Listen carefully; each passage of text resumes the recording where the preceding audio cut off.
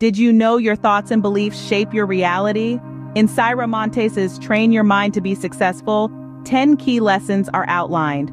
Firstly, cultivating a positive, growth-oriented mindset is paramount.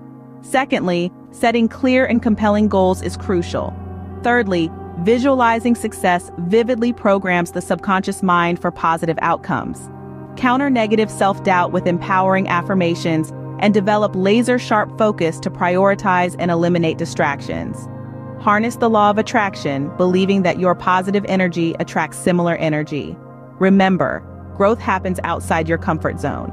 Never stop learning. Always seek knowledge and new skills. Consistent action is essential. Break down goals into actionable steps and move forward. Celebrate your victories, big and small, to maintain motivation and reinforce positive habits. Remember, training your mind for success is a journey, not a destination.